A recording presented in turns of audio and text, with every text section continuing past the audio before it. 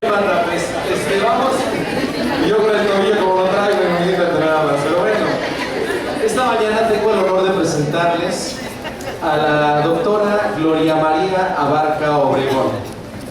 Ella tiene, entre otras cosas, y algo que me parece muy notable, que gran parte de sus estudios están basados en la paz, conflictos y desarrollo en la cátedra de la UNESCO. Tiene una doctora, un doctorado en esto. Tiene un par de másters internacionales, tiene una maestría en educación, la licenciatura en educación primaria en la Benemérita Escuela Nacional de Maestros. Y bueno, ella es docente de la maestría y doctorado de Educación para la Paz y la Convivencia Escolar. Es profesora de ese máster internacional de la paz, desarrollo y conflicto en el módulo de Educación para la Paz.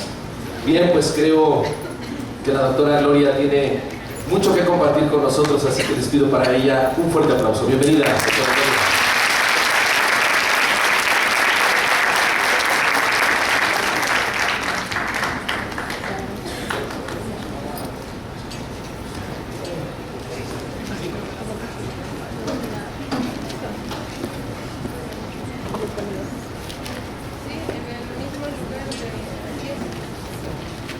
Bueno, ¿sí se escucha? Sí. Buenos días. Bueno, ya creo que el maestro ayudó a que despertáramos un poco, ¿no? Bueno, me parece bien que nos podamos mover. Mi nombre es Gloria, trabajo en el área de paz en diferentes lugares. Y la charla del día de hoy, de lo que vamos a empezar a ver, es cómo la educación para la paz es algo real, es algo que podemos hacer aquí y ahora, pero sobre todo empezar a ver que las prácticas de paz son prácticas reales que podemos ir abriendo en diferentes lugares y de diferentes formas. Bueno, ese es mi correo y para mí es un honor estar aquí. Agradezco la invitación que me hicieron por parte de la universidad. Muchas gracias por la invitación, por la bienvenida a todos los que han hecho posible este evento, que han estado desde anoche y todas las mañanas, y les digo, bueno, ya hoy tendrán su paz de lo bien logrado que han tenido este evento. Y bueno, también a Patti por recomendarme en este tipo de eventos. Y bueno, la verdad es que voy a empezar con un área de la paz, que es la paz imperfecta, precisamente porque ahorita no estoy en mi más perfecto estado, ¿no? Porque a veces pensamos que trabajar la paz significa que ya somos perfectos, ¿no? Que solo la Madre Teresa de Calcuta o Gandhi son las personas que pueden trabajar paz. Lo interesante es que la paz es una habilidad y es una forma de cómo nos relacionamos y vinculamos con uno mismo, con el otro y con el planeta. Entonces es importante ver cómo nos vamos vinculando de esta manera. Tres son los conceptos básicos que podemos tener en Educación para la Paz, porque es importante saber qué es paz, ¿no? Porque eso oye tan bonito, ¿no? Paz, puedes pensar en una paloma, se ha hecho la guerra en nombre de la paz. Y entonces, ¿qué vamos a entender por paz? Dentro de las teorías de paz, la paz puede verse de manera negativa cuando tú piensas que nada más es la ausencia de violencia o la ausencia de violencia directa, es decir, que no hay guerra. Entonces te dicen, no, pues aquí en México pues estamos en paz, no hay una guerra, ¿no? Y entonces estamos viendo que eso es una disminución de la paz y es negativa porque no nada más son cosas que a veces vemos físicamente, sino puede ser estructuralmente o culturalmente una violencia. Entonces la paz positiva es todo proceso que nos permite desarrollar nuestras dimensiones humanas. Entonces la paz positiva es un proceso que nos permite desarrollarnos en todas las dimensiones que tenemos como seres humanos. Eso va a ser paz positiva. Y además la paz no se ve como algo acabado o en el futuro, es un proceso continuo. Hablar entonces de la paz es hablar de las paces. No hay una sola paz, sino hay muchas paces. Tantas paces como nosotros podemos expresarlas. Hay paces internas y paces externas. Pero también esto nos va a ayudar a conformar una cultura de paz. La cultura de paz, que se oye como muy utópica, la verdad es que tiene un gran reto, que es combatir la cultura de la violencia. La cultura de la violencia es toda una cultura que se ha fomentado, sobre todo más en los últimos 30 años, en donde se ha hecho por parte hasta de las grandes industrias armamentistas, pues vender la cultura del miedo, ¿no? Si no, pregunten cómo estamos en nivel de seguridad, cómo nos sentimos. La cultura del miedo viene desde la cultura de la violencia. ¿Por qué? ¿Qué se necesita para comprar un arma? tener mucho miedo, si no, no la compras. Entonces se hace toda una cultura del miedo para que podamos comprar armas. Y eso tiene que ver con todo lo que nosotros estamos viendo a nuestro alrededor. Generalmente no es negar la violencia, eso es muy importante, no la negamos, pero no es quedarte en ella, porque si no, ahí es donde te paralizas. Yo trabajé muchos años en Tepito. Mi profesión, yo soy maestra normalista, trabajé 18 años como maestra frente al grupo de primaria, de primero a sexto, esa es mi formación, y trabajé muchos años en la zona de Tepito, soy de Ciudad de México. Tepito es una zona roja. Yo creo que de donde aprendí paz fue de Tepito. Entonces fueron mis grandes maestros, y algo que aprendes en un lugar que es tan violento como Tepito es que te pasan tres cosas principalmente. Cuando la violencia se vuelve cotidiana, la empiezas a normalizar. Sí, la normalizas, te vuelve natural, se llama naturalización de la violencia. Cuando tú naturalizas o normalizas la violencia, es decir, la empiezas a ver normal y al siguiente paso la justificas, entonces se intensifica. Hay algo que se llama ciclos de violencia, es decir, las veces que se repite, y hay otro que se llama intensificación de la violencia, que es la intensidad con la que va teniendo la violencia, desde la más baja, que puede ser la verbal o la sutil, hasta la más directa, que es el asesinato o el suicidio. Entonces, cuando tú normalizas la violencia, es como la del sapito, ¿no? Le aumentas la temperatura al sapito, se cocina y ni se dio cuenta. Pues lo mismo pasa con la violencia. En la medida que tú justificas, normalizas o naturalizas una violencia, esta inmediatamente aumenta, porque la ves normal, entonces se intensifica. Y algo que es interesante en los estudios de paz es que la paz no es de buenos y malos. Los que trabajamos la paz no somos los buenitos, ¿no? Y los narcotraficantes son los malitos. Pues no. Los estudios de paz nos vemos todos como seres humanos que estamos dando respuestas constructivas o respuestas bastante destructivas. ¿Qué estamos haciendo como mexicanos para que nuestros campesinos y nuestros adolescentes terminen en el narco? Tenemos que ampliar nuestra mirada, no es de buenos y malos. Es que estamos haciendo como país para que nuestras respuestas estén cayendo cada vez más en la violencia y no en algo constructivo. Pero además nos involucra a todos. ¿Qué hacemos como trabajadores o no de paz? Porque ahí viene lo divertido. Resulta que el trabajo de paz ya no nada más es de los gobernantes. Cada uno de nosotros decide trabajar por la paz o no. Porque otro fenómeno que pasa cuando trabajas en lugares con mucha violencia, aparte de normalizarla, es que te paralizas.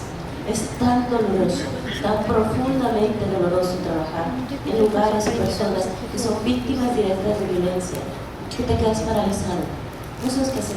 Yo un año completo lloré en Tepito. Yo decía, ¿cómo un niño puede vivir eso? O sea, porque eran las historias más inverosímiles. Yo decía, ¿y cómo puede? No? Era como...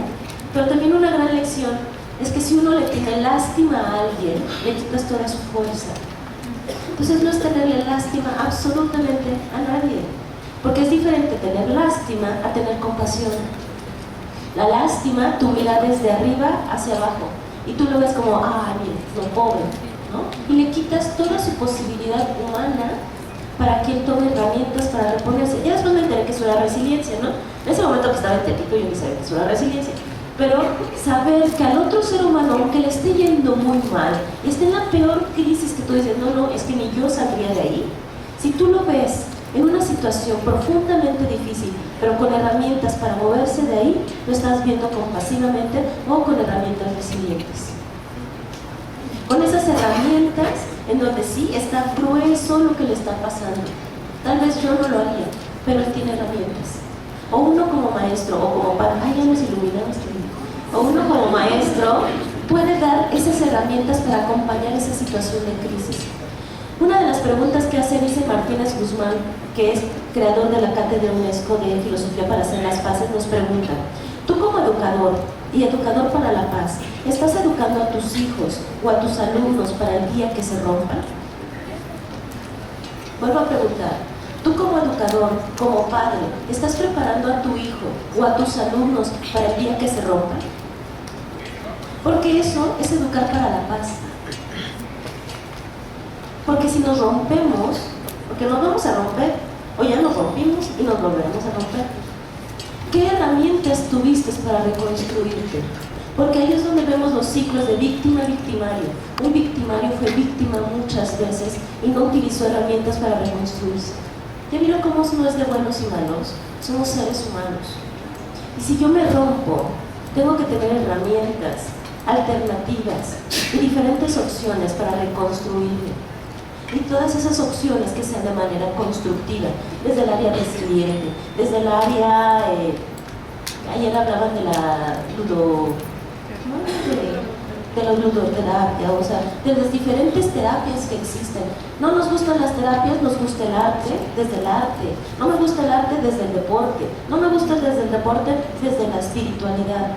Tener herramientas para el día que nos rompamos es una de las formas de empezar a educarnos en espacios de paz, porque somos bien humanos, somos frágiles, somos vulnerables, ¿no? Tenemos conflictos. Entonces, de que nos vamos a romper, pues sí, lo siento, un día nos vamos a romper. ¿Qué herramientas estamos teniendo en el día que nos rompemos? Entonces es empezar a ver cómo la educación para la paz no nada más es agarrarnos de las manos y ¿no? El mundo lindo, hermoso. No, es muy real y muy práctico. De hecho, Vicente Martínez Guzmán dice que para hacer las paces hay que ser muy realistas. Los pacifistas somos muy realistas. Entonces, las tres que hemos visto es normalizar la violencia, me paralizo, ¿y cuál creo que es la tercera? Después de que vives mucha violencia. ¿Cuál? Fíjate que ojalá fuera eso. Cuando se intensifica mucho, te vuelves indiferente. Duele mucho. Y entonces por eso pueden estar asaltando a alguien y tú te volteas. Por eso es importante que la violencia nos siga sorprendiendo, seguirla denunciando, que no nos paralice, pero abrir opciones de espacios de paz para romper esos ciclos de violencia. Porque además, si hay esperanza, no se asuste, no todo es así como de ¿no? Paulo Freire, que es uno de los grandes pedagogos brasileños, es de donde se retoma mucho para las prácticas de educación para la paz. De hecho, retomamos todo lo que es comunidad de aprendizaje. Ayer los que estuvieron en el taller pudimos vivir un círculo de paz, porque es la comunidad la que da la sabiduría, no nada más la persona que está al frente del grupo. Uno sabe algunas cosas, pero no lo sabes todo. El grupo es el que sabe, ¿no? Y se retoman esas sabidurías y de ahí se conforman redes de paz. Tan funcionan las redes que quienes trabajan en red, el narcotráfico, y les funciona re bien. El Chapo lo dijo, me agarraron a mí pero no a todos. No lo dijo, sí lo dijo. ¿Quiénes no estamos enredados? Pues nosotros, entre nosotros no nos hemos enredado. Nos hemos quedado más en las diferencias, nos hemos quedado más en la parte individual que en la parte cooperativa. Dentro de los estudios de paz, el gran reto se llama giro epistemológico. Bueno, se oye medio raro, ¿verdad? El giro epistemológico es que tenemos que dar un giro de nuestra episteme, es decir, de nuestro pensamiento. Por eso no es tan fácil, porque tenemos que pasar de un pensamiento competitivo a un pensamiento cooperativo. Porque además las redes funcionan, sí funcionan. La gran diferencia entre una red de narcotráfico y una red de paz, aparte de la violencia, ¿cuál creen que es? Las redes de narcotráfico se basan en el miedo, de un miedo profundo, por eso no se pueden salir, por eso son tan sanguinarios, ¿no? Porque es la manera en que tú no te sales, quien entra no sale. Las redes de paz es a través del cuidado. Dentro de las líneas de paz existe algo que se llama la ética del cuidado. Nos vamos a cuidar, a pesar de ser diferentes, tener estilos diferentes, pensamientos diferentes, pero no porque pensemos diferente, yo te voy a poner el pie, ¿no? Podemos enredarnos con nuestras habilidades y nuestras cualidades, hasta con nuestros defectos, dentro de esta red. Hay un autor que se llama John Paul Lederach, que es para mí uno de los hombres, así como Pati está enamorada de unos, yo estoy enamorada de John Paul Lederach. John Paul Lederach es un autor que él es mediador, que se dedicó a hacer mediación en todo lo que fue Guatemala, Colombia, Nicaragua y después en Europa del Este. Él como mediador y después hizo teoría, o sea, primero estuvo en la práctica y después hizo sus teorías sobre teorías de transformación de conflictos.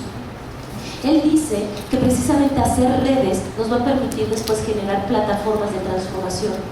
Por eso es importante unirnos las redes de resiliencia con las redes de paz, con las redes humanistas, con todo. Y eso va a generar plataformas de movimiento. No va a ser una sola persona la que va a venir a salvarnos, lo siento. No va a venir un héroe y va a cambiar lo que pasa aquí en México. Tenemos que movernos en red, con nuestros diferentes pensamientos políticos, religiosos. Ahorita, si se fijan, traemos todo una gran incertidumbre. En todos, hasta niveles de negocios, o sea, ahorita, hasta después de las elecciones, todo el mundo está así, ¿no? Y hay un miedo impresionante. Lo interesante sería que a pesar de que el que ganara, ¿cómo vamos a trabajar en red todos los que pensamos diferentes al que gane? Porque si lo que vamos a hacer es creer que es por uno, por el que sea, no estamos entendiendo un pensamiento en donde nos estamos moviendo en redes. El narcotráfico ya lo entendió, nosotros no. Y es más, John Proclaim dice, hay que incluir a aquel al que llamamos enemigo, imagínense. Entonces, nosotros como redes de paz, ¿a quiénes tendríamos que incluir? Incluso a los narcotraficantes. Claro. No es justificar lo que hacen, pero sí es tener acciones directas con lo que pasa. Los que somos docentes, los que estamos frente al grupo, recibimos directamente a los que son víctimas de violencia. ¿Son nuestros alumnos o nuestros padres de familia? ¿Y qué hacemos con ellos? ¿Qué contención tenemos nosotros como docentes ante eso? ¿No? ¿Quién nos contiene a nosotros? Recibimos a los hijos de los secuestradores, recibimos a los hijos de muchos de los narcos. Bueno, no sé si se podía decir eso o no, pero bueno. Porque esa es nuestra realidad, sea privada o sea pública, Es más, entre más sea privada, pues mayor es el rango, como siempre, ¿no? Entre más sea pública, pues nos tocan los sicarios. Si no nos vemos en las realidades en las que estamos otra vez queriendo que la paz sea como la varita mágica que resuelve las cosas. Y no, la paz es ver las realidades y qué hacemos con esas realidades. ¿Por qué los hijos de los sicarios y de los narcos van a las escuelas? A ver, si el narco te da todo, ¿por qué los mandan a las escuelas? Esta pregunta se los acaba de hacer los nuestros de los mochis, acaba de estar en los mochis en Sinaloa. ¿Por qué? Si ya tienen el dinero, ¿no? Ya tienen como dicen, las viejas, la fiesta, el carro y el dinero. ¿Por qué van a la escuela? A ver. ¿No? ¿Saben por qué? ¿Por qué no los quieren en su casa? No es eso. Yo tengo una teoría que es, porque el narco no es vida. No es vida. La escuela te da la oportunidad de que tengas una opción de vida. El narco es muerte. No es bueno ni malo, solo que no es opción de vida. Y por naturaleza tendemos a buscar la vida. Hay que aprovechar la escuela, no diciéndoles a nuestros jóvenes, es para que tengas un futuro mejor. Nos gana la propuesta del narco, les dan carros, camionetas, ¿no? A nivel material nos ganan. ¿Qué tenemos que ofrecer los maestros? Realidades.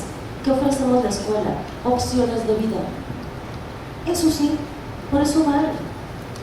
Y ahí es donde nos da movimiento.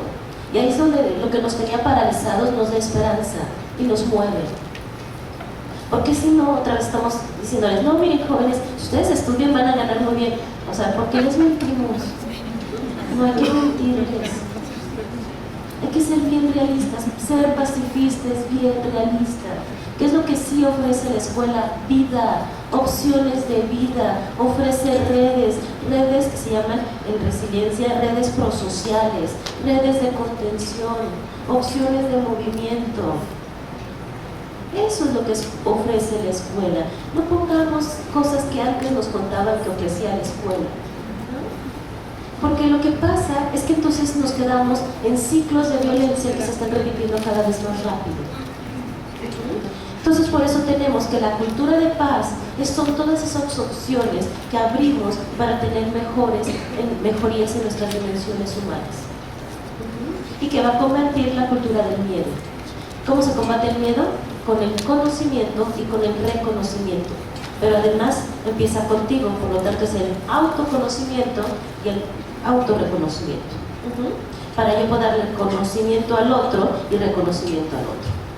Pero además no nada más con el otro, sino hasta a nivel del planeta. Entenderme, utilizo mucho la visión de la ecología profunda, entenderme como parte del mundo, donde el mundo no está para servirme, yo soy parte del mundo, ¿no? El planeta Tierra es un sistema vivo, que está vivo y va a buscar equilibrios. Y ahí vienen teorías hasta de la no violencia, que es el ahimsa, que la vida es primero antes que cualquier otra cosa. Y entonces vemos que paz no es una sola, es bastante realista y está para fomentar la cultura de la paz. El problema es que la cultura de paz no tiene mucho financiamiento, la cultura de la violencia sí. Toda la industria del armamentismo hace un gran financiamiento de la cultura de la violencia, y si no, vean las películas de Hollywood, ¿no? ¿Cuántas son de paz y cuántas son de violencia? ¿No? Entonces, ¿cómo terminas después de que sales todas las películas que viste? Hay algo que se llama precisamente la cultura del miedo. Entonces, nos hacen vivir en una cultura del miedo. Por eso decimos, no, es que México ya, no, ¿qué miedo? No, pues sí, si todo lo que pasa siempre son cosas de miedo. Este espacio, este congreso, es un espacio de cultura de paz. ¿Y por cuántos noticieros está siendo cubierto? ¿No?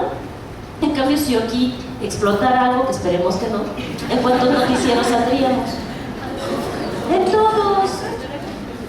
Yo no estoy diciendo que no exista la violencia, sí existe, les digo, yo voy desde Ciudad Juárez, Sinaloa, sí existe, y sí hay que denunciarla, y sí hay que disminuirla, pero hay que también visibilizar los espacios de paz que estamos teniendo como mexicanos. Hay que nombrarlos. Muchos de ustedes ya tienen prácticas de paz, las nombran, las viven, si no pasa invisible la paz.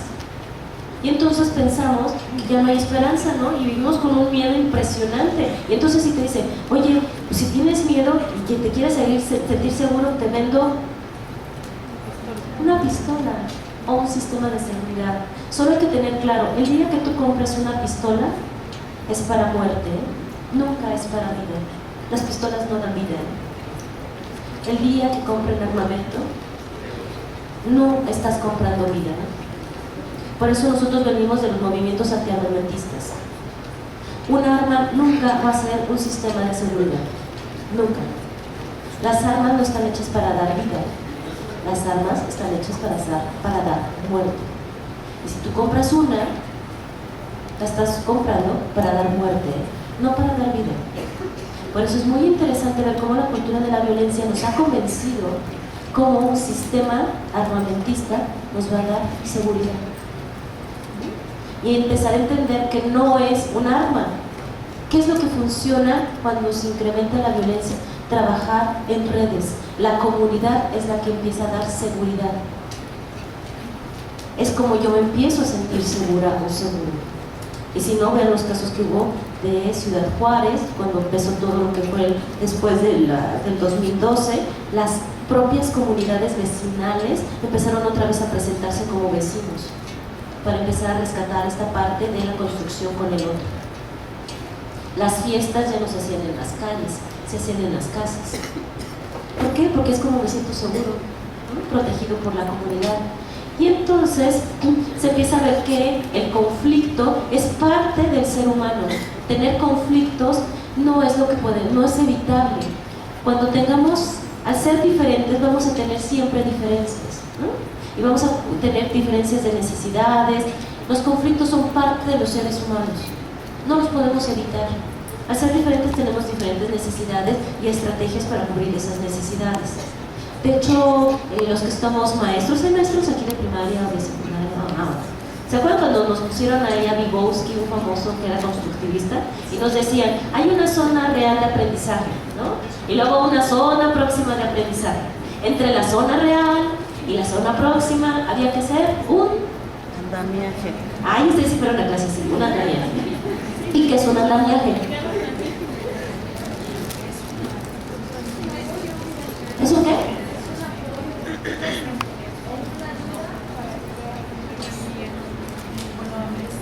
Es algo así como poner a un niño con alto rendimiento con uno menor rendimiento anterior y uno menos para que de esta forma surja una retroalimentación entre ellos. Bueno, eso es una estrategia para crear andamiajes, pero el andamiaje precisamente es un conflicto. Conflictúas lo que ya sabe para llegar a lo nuevo. Un andamiaje, en efecto, físicamente es una especie de escalera, algo que nos ayuda a pasar a lo que sigue. La estrategia puede ser poner a alguien que tiene un mayor aprendizaje con otro. Esa es una estrategia para provocar un andamiaje. Pero un andamiaje es un conflicto mental, cognitivo, que nos ayuda a ir a un nuevo aprendizaje. Es decir, algo que yo ya sabía, entra en conflicto para yo irme al siguiente. Esos son los procesos cognitivos de aprendizaje, ¿no? Eso es un andamiaje. Por lo tanto, es un conflicto. Por eso cuando hay personas que están en crisis o en conflicto, dicen, ay, ahora es cuando puedes aprender. Y tú así como, espérame, no, apenas estoy aquí, no sé qué si voy a aprender o no voy a aprender, ¿no? Que dicen, es una oportunidad para que aprendas. Bueno, sí, porque entra en crisis lo que ya sabes. Ya que aprendas o no, ya es otra cosa, pero entra en crisis. Entonces las crisis o conflictos son movimientos que nos permiten construir o no. Otra estrategia sería los que somos de primaria, cuando los niños pasan de sumar y queremos que pasen a la multiplicación, les aumentas la cantidad de frijolitos hasta que no los puedan contar para que vayan de la suma a la multiplicación. Los conflictúas, eso es un andamiaje. Andamiaje es pasar de lo que sabes para ir a lo que no sabes. Eso es un conflicto. Por lo tanto, los conflictos son didácticos y transformadores. No se huye de los conflictos. Y lo interesante es que tenemos muy pegada la palabra conflicto con violencia. No es lo mismo conflicto que violencia. La violencia es una de las formas que puedes responder al conflicto. Puedes responder pacíficamente a un conflicto, no necesariamente violentamente. Entonces, la violencia puede ser directa, que es la que ven nuestros ojos, puede ser estructural, que es la que las estructuras tienen, o puede ser cultural, donde las culturas han justificado la violencia. Entre ellos se encuentra el machismo. Ah, es que sí era mi abuelo. Bueno, pero no porque así fuera tu abuelo quiere decir que no sea violento. ¿No? Y se ha pasado de generación en generación. Entonces, se hizo un estudio en los años 80 que se llama el Manifiesto de Sevilla para preguntar si el ser humano por sí mismo era violento, ¿no? Que si había un gen por ahí perdido de la violencia o algo, ¿no? Si no, lo mandó a hacer Federico Mayor Zaragoza, director de la UNESCO, para ver si había un factor fisiológico que hiciera que el ser humano fuera violento o que si era de género, es decir, que los hombres fueran más violentos que las mujeres. Se hace ese estudio y el resultado, ¿cuál creen que fue? Que sí somos naturalmente violentos.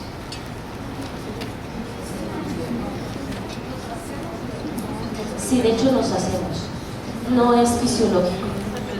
Lo hicieron psiquiatras, genetistas, fueron todo un grupo de científicos, además de las ciencias duras, para que no fuéramos los del área humanista, porque luego dicen que somos muy románticos, ¿no? Sino de las ciencias duras, quienes vinieron a decir precisamente que no, el ser humano no es violento por naturaleza, no es innato, es totalmente aprendida la violencia. Totalmente, la aprendemos por nuestros contextos. Pero un contexto no te determina y es por eso también nos da más esperanza la resiliencia, ¿no? Entonces, por eso es tan importante ver cómo hay bastantes lugares de esperanza y bastantes lugares donde podemos crear estos espacios de paz.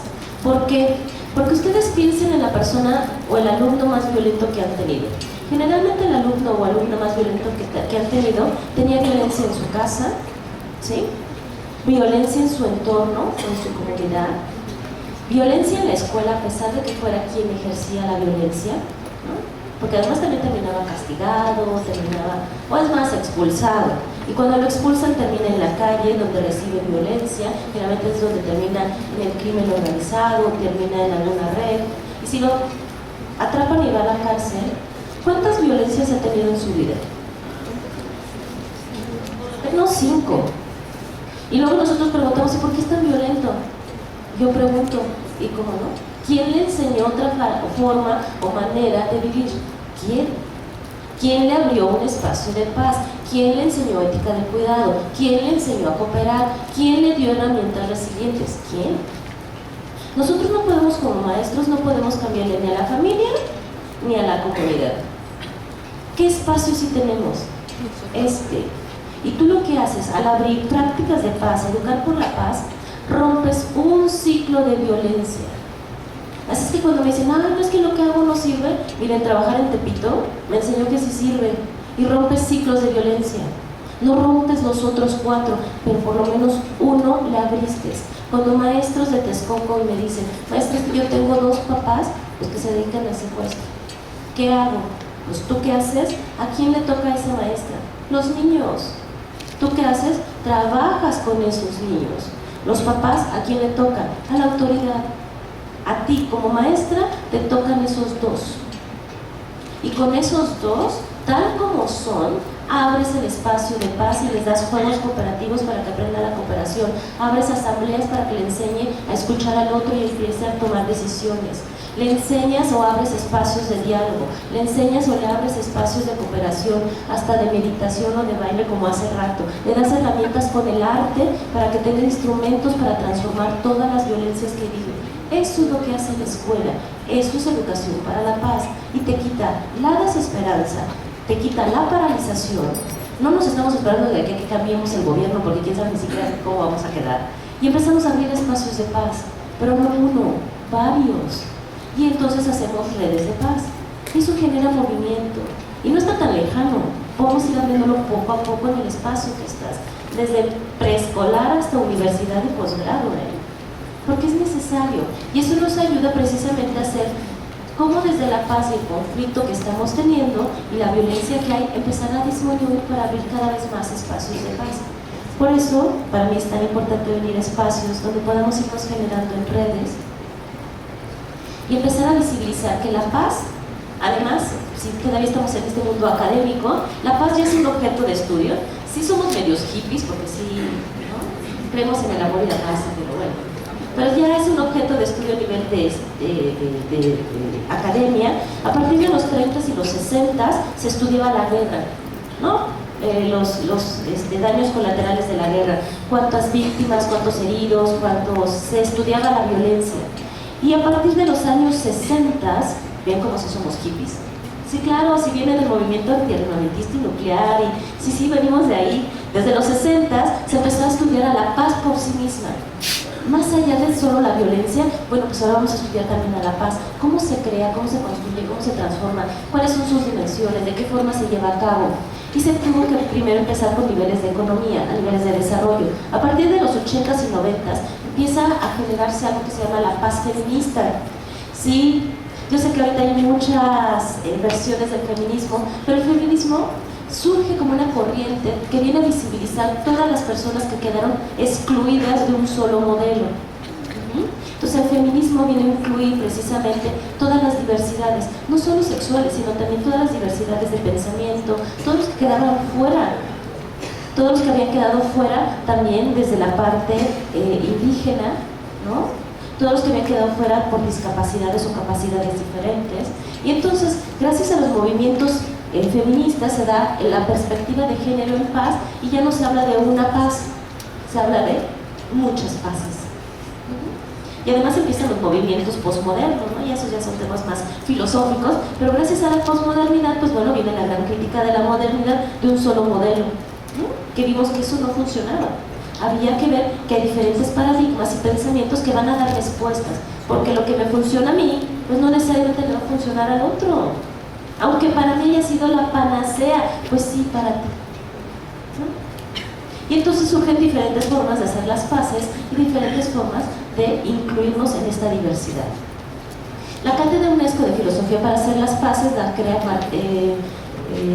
Martínez Guzmán, y él nos dice que, Martínez Guzmán dice que los seres humanos, al igual que tenemos capacidades o competencias para ejercer los diferentes tipos de violencia directa, que es la que ven nuestros ojos, estructural y cultural contra nosotros mismos y contra la naturaleza, también tenemos capacidades para amar a los demás y tratarnos con ternura y cariño. No solo existe la paz entendida de una sola manera, hay tantas formas de hacer las paces como diversas son las personas y las culturas, y podemos pedirnos cómo nos estamos tratando, cómo nos estamos relacionando, desde una ética del cuidado o desde el miedo, ¿no?, y la violencia. La cultura de paz es un fenómeno que persigue como un proceso, en primera instancia, transformar la actual cultura de violencia. Johan Galtung, que es uno de los que propone lo que es la violencia directa, incluye estilos de vida, creencias, actitudes, valores, comportamiento. Y son todas aquellas acciones que favorecen la transformación pacífica de los conflictos. Vamos a tratar de encontrar herramientas o instrumentos que nos ayuden a transformar tanto nuestros conflictos internos como los conflictos externos. Ayer vimos un poco en los talleres algunas pequeñas herramientas para ver cómo estas herramientas pueden ayudarnos. La paz holística es un fenómeno a la vez tanto interno como externo al ser humano, pues se trata de buscar armonía y un equilibrio tanto con nosotros, con los demás y con el medio ambiente. Algo que nos empezó a pasar es que la paz, sí existe una paz social y política, que está muy bien, hay una paz ecológica, pero también la paz interna se quedó como en el mito de lo interno. De hecho, cuando yo empecé a hacer mi tesis, me decían, ¿eres psicóloga? No puedes hablar de la paz interior. Y yo, ¿por qué? Porque no eres ni monja, ni religiosa, ni psicóloga. Ay, y entonces, no, dice, una maestra no puede. Y casi de primaria menos. Y yo digo, ¿va? Porque resulta que la paz interior está en el ámbito de lo privado. Eso se me hizo súper interesante. O sea, no está abierta la paz interna. Porque es algo que el ser humano decide llevar a cabo o no. Y algo que yo he visto es que si dentro de los ciclos de violencia no abrimos espacios que tienen que ver con paz interna, el ciclo de violencia se hace mucho más rápido. Porque duele mucho, la violencia duele mucho. Y entonces si no abrimos espacios restaurativos, reconciliatorios, de perdón o de lo que sea, el ciclo de violencia se abre, pero sí rapidito. Somos bien humanos, no es de buenos y malos. Por eso es tan importante abrir también estos espacios de paz interna dentro de las escuelas. No nos va a pasar nada, ¿eh? Paz interna son todos esos espacios que te ayudan a contactar otra vez contigo, y los hacemos. Por eso está entrando la respiración a las escuelas, el yoga, no sé qué más está entrando ahorita, hasta pintar mandalas, ¿no? Son esos espacios que nos ayudan a contactar, bueno, ahorita con el nuevo enfoque, la parte de educación emocional, por supuesto. Entonces no es nada más místico, es muy real, es la parte humana que nos hace contactar con uno. Y que tanto procuro, no solo el de mis alumnos, el mío como maestro o docente, ¿no? Para que podamos empezar a generar esos espacios de paz y no vernos nada más como una maquinita de pensamientos, que está bien tener pensamientos, no nos vamos a pelear con ellos, pero ¿dónde va a quedar entonces los pensamientos unidos a los sentimientos para que de los sentimientos pasemos a los hechos? Nuestros jóvenes ya no nada más se quedan en los pensamientos, se van a la emoción, pero se quedan tan enojados con lo que están viendo que no están pasando a la acción. Entonces tenemos que hacer pensamiento, palabra, sentimiento y acción. Yo estoy de acuerdo que como jóvenes estén indignados y yo estoy de acuerdo que estén molestos. Lo interesante es que con eso que siento, ¿qué hago? Porque en el área de paz, la segunda parte es ¿cuál es tu propuesta? Ok, ¿no te gusta? ¿Qué propones? No nos podemos quedar nada más con él, es que no me gusta. Área de paz te va a pedir, ¿no te gusta? Me parece muy bien. ¿Cuál es tu posición para hacerlo diferente? ¿No? ¿Qué hacemos? Porque si no, nada más nos quedamos en la queja, ¿no? Por eso es tan interesante ver esto. Y bueno, esta es una parte para que vean cómo los conflictos pueden ser abordados de manera violenta o de manera pacífica. Son dos burritos, ¿no? Y tienen su comida y tienen un conflicto porque están amarrados. ¿Me pueden decir cuál es el que se resuelve de manera pacífica y cuál es el que se resuelve de manera violenta? ¿Cuál es el de manera violenta? El B, ¿no? Es el mismo conflicto en los dos, es exactamente el mismo conflicto. El B, los dos burritos tiran, ¿no? Se enfrentan, discuten. Luego en el tercer cuadrito, uno de los burritos le pega al otro, lo mata y se va y come. Esa es una visión muy desde la competencia. Uno gana y el otro pierde. Lo que no le han dicho al burrito que está comiendo es que aquí va a ir arrastrando toda la vida. Al que mató. Y eso es lo que no muestra el narco, ¿no? La otra parte. Muestra las camionetas, las chicas, ¿no? El dinero. Y muestra esa parte, ¿no? De que va a ir arrastrando a todos los que va a ir matando y la profunda soledad que siente. Yo creo que eso no lo muestra, ¿no? Ser desde el área violenta es profundamente doloroso, ¿eh? No es de buenos malos, es profundamente doloroso. Si nos vamos al área de paz, ¿qué es lo que pasa? Sí hay tensión, sí hubo un jaloneo ahí, pero llegan acuerdos y es un ganar-ganar, es un ceder-ceder. Bueno, pues un rato en el tuyo, luego vamos al mío, ¿no? Y ese ceder-ceder es un ganar-ganar. No va a ser mi 100%, tal vez ni mi 80%, igual ni un 60% de lo que quería. Y eso pasa mucho, dicen en los matrimonios, ¿no? Uno iba con el ideal de, ay, va a ser así. No, pues mientras llegamos por lo menos al 50% de lo que esperaba, ¿no?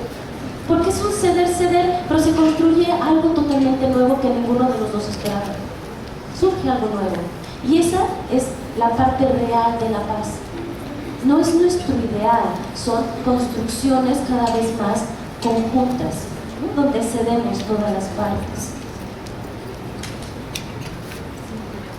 Y este es de Paco Cascón. Paco Cascón habla sobre educar en y para el conflicto y dice que generalmente tenemos 4 formas de transformar los conflictos. Rápidamente explico. En los años 60 se hablaba de resolver conflictos, ¿sí? Porque pensábamos que un conflicto se resolvía. Por eso siempre estábamos buscando la varita mágica para resolver cosas. Pues, ¿qué creen? Los conflictos no se resuelven, porque no es algo bueno ni malo, o sea, no se resuelven.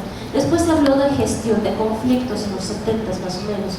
Después se habló de resolución, gestión, y bueno, apenas empezó la área de transformación. Los conflictos se transforman. Y un ejemplo lo ponen con Colombia. Colombia ha tenido 40 años de conflicto armado, ¿no? Esos 40 años no han tenido el mismo efecto hace 10, que hace 20, que hace 30, que hace 40. Ha tenido toda una transformación de conflicto. Han habido como 4 acuerdos de paz durante esos 40 años, han habido momentos muy violentos, han habido momentos menos violentos. Es todo un proceso transformativo. Por eso la transformación de conflictos nos ayuda a ver que no es con un movimiento que vamos a ir transformando, son varios. Hay veces que tenemos momentos de conflicto, de tensión, ya sea en pareja, ya sea en el trabajo, y queremos que con un solo acuerdo, ya, listo, ya se resolvió. No, pues no se resolvió. Hiciste un primer paso de transformación, el primero.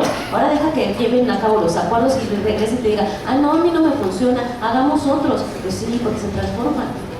Si entendemos algo como transformativo, entendemos que es algo que nos acaba. Es algo que vamos a ir moviendo continuamente. Y entonces no espero que sea una decisión tajante, sino son decisiones que nos van a ir dando movimientos de construcción.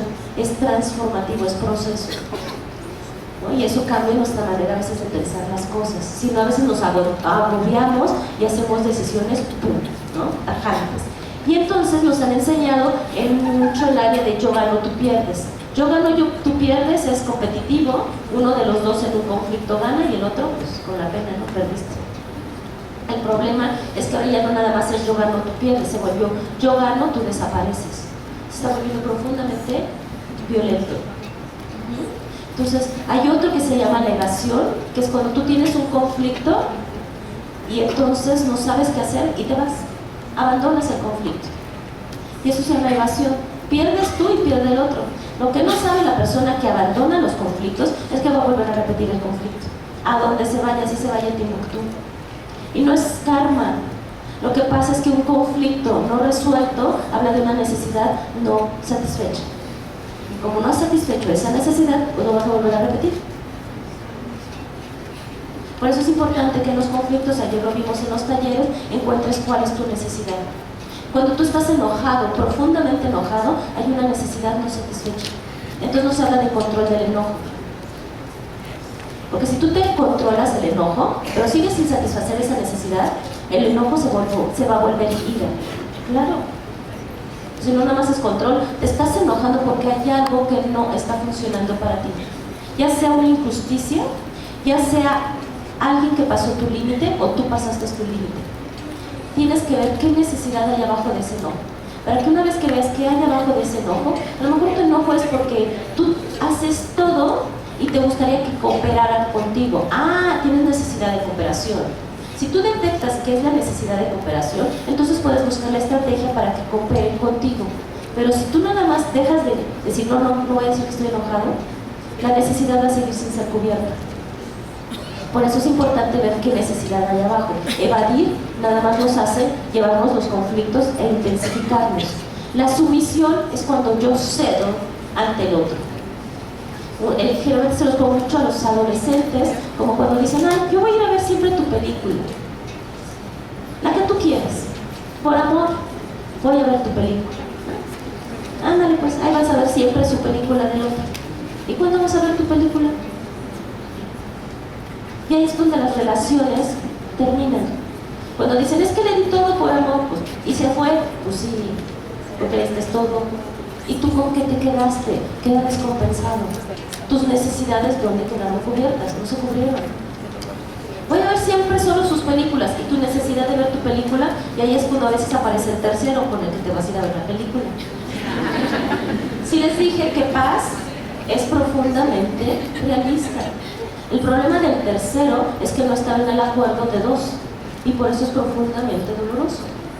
No es bueno ni malo, es profundamente humano. Pacifista es ser bien realistas, es ver las realidades de lo que nos está pasando. No nos vamos a ir de buenos y malos, es qué necesidades están ahí, ¿no? Y por eso en la cooperación es yo gano, tú ganas. ¿Cuál es el compromiso entre los dos para ver yo tus necesidades, yo mis necesidades, pero además, ¿quién sabe de sus necesidades? Pues cada uno. El otro, por más que te conozca, no sabe qué necesitas. Eso de que, ya me conoce 20 años, ya sabe que quiero, no es cierto. Tienes que ir diciendo qué necesitas y qué sientes continuamente, porque los sentimientos, lo siento, sí cambian, y las necesidades también. No es lo mismo de novios que de casados, que con hijos, que cuando se van los hijos, que cuando se jubilan. No es lo mismo. Cambiaron los sentimientos y cambiaron las necesidades. Y si durante todo este recorrido no hablamos de nuestros sentimientos y de nuestras necesidades, por eso es que vienen después profundas violencias. Bien humanos. Continuamente tenemos que hablar qué sentimos y qué necesitamos. Eso de, ¿y qué sientes? Pues ya lo sabes. No, dilo. Tenemos que decirlo para generar espacios de cooperación, de compromiso y de acuerdo. Pero el primero que tiene que saber qué siente, pues es uno. Es que no sé ni qué siento, no, pues entonces ahí sí ya, ¿no? No vamos a tomar responsabilidad de lo que pasa. Es importante generar entonces, por eso, espacios de cooperación, de autoconocimiento, en el que podemos ir encontrando esos espacios de paz. Y ya voy a terminar. Generar espacios de paz es generar espacios de habla y de escucha, tanto en grupo, esos eran mis alumnos de segundo, como espacios de habla con uno mismo. ¿Qué tantos espacios de autoescucha y de autoconocimiento tienes tú? Porque si no es en serio que no sabes tú ni lo que sientes tú. Puedes irte desde terapia, puedes irte desde terapia, arte, deporte, religión, o sea, lo que sea, pero que tengas tu espacio donde tienes espacio para escucharte tú, para que sepas qué sientes en este momento tú de tu vida, que hagas pausas, para que tú sepas qué necesitas y qué sientes. Porque si no, la vida es tan noble que te lo va a hacer saber por los otros, ¿no? Nuestros grandes maestros espejos, ¿no? Y entonces es importante empezar a ver qué espacios tengo yo de escucha y de habla, cómo nos estamos comunicando, la comunicación no violenta. Nos dice Marshall Rosenberg que una de las violencias más fuertes que tenemos es la comunicativa. Somos muy violentos al comunicarnos. Una de las violencias más naturalizadas al comunicarnos es la comparación. Yo la primera vez que leí lo de la comparación, yo decía, no es para tanto, ¿no? Él decía, ¿quieres que dos hijos se peleen? Compáralos. ¿Quieres que dos trabajadores se peleen? Compáralos. Porque uno queda arriba y el otro queda abajo. Y luego decía, si te quieres deprimir, compárate con alguien de una revista. Y dije, no, pues sí es violento esto, ¿no? O sea, definitivamente la comparación, si no, no va bien, ¿no? Entonces, es empezar a entender cómo hay cosas que las tenemos tan naturalizadas y no nos damos cuenta. No es lo mismo compararnos que tomar de referencia. Yo puedo tomar de referencia, por ejemplo, a Patti. Yo admiro mucho el trabajo que hace Patti. Y le puedo preguntar a Patti cómo hace las cosas. Pero de ahí yo ser Patty o que me pinte yo mi pelo rubio, o sea, no me falta estatura, o sea, no voy a ser Patty. Pero si yo me comparo, voy a terminar profundamente frustrada. Pero si yo la tomo como referente, yo puedo tomar referencias de ella y construir a partir de lo que yo soy y podemos transformarnos conjuntamente. Nos tomamos de referencia, pero no nos comparamos. Ni yo me permitiría que me comparara con ella, ¿no? Entonces vemos cómo la violencia a veces está en las cosas más sutiles y por eso podemos empezar a ver que la paz es muy constructiva. La verdad es que hasta te quita peso de encima, ¿no? La comunicación no violenta nos habla de que es importante aprender a pedir, más no exigir. No es lo mismo petición que exigencia. Ay, es mi marido, le toca que lo haga. Bueno, ante toda exigencia hay resistencia. Lo vuelvo a decir, ante toda exigencia hay resistencia. A nadie nos gusta que nos exijan. A nadie, aunque creamos que le toca. Ah, pues qué, a él le toca. No es lo mismo cuando pides. Cuando pides, estás dispuesta. ¿Tú qué pides? A recibir un no por respuesta. Una petición es, disculpa, ¿tú podrías hacer? No, sabes que no puedo. Ah, bueno, gracias. Vas a tener tu duelo de lo que no, pero es una petición y el otro sabe que le estás tomando en cuenta. O a lo mejor el otro te dice, bueno, eso no, pero esto sí, y en esta medida.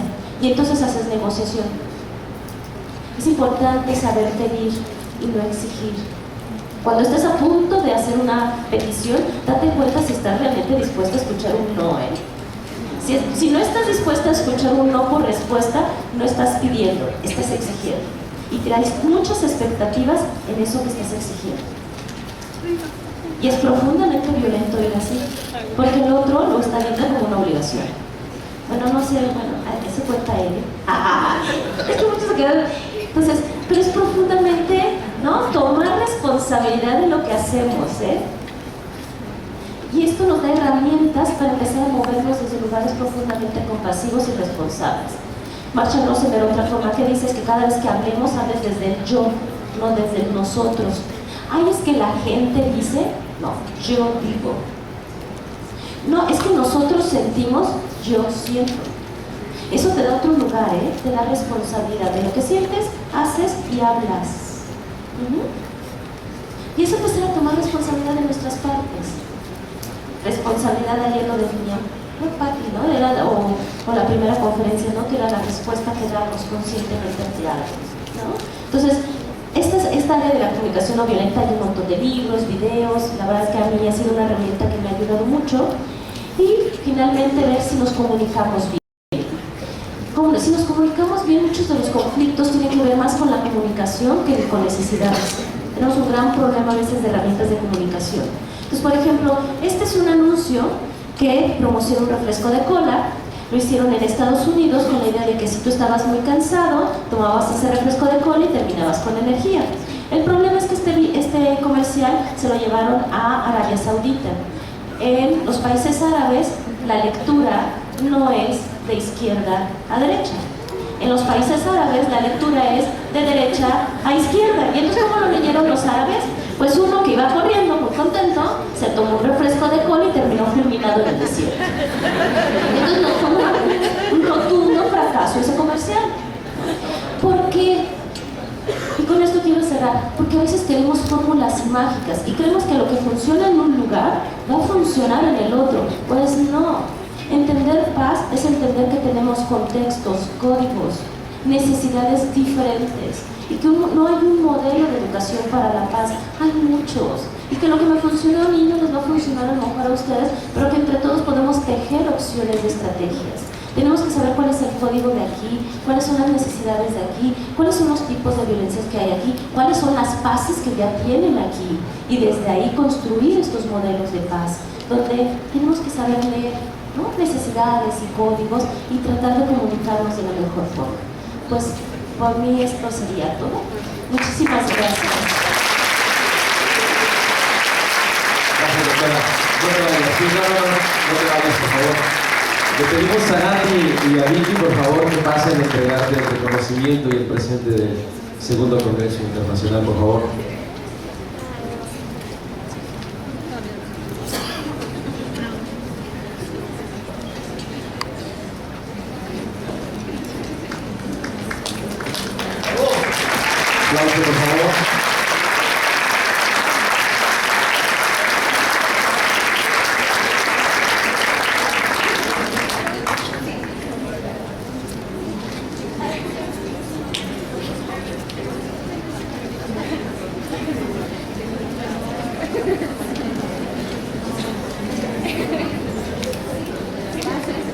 que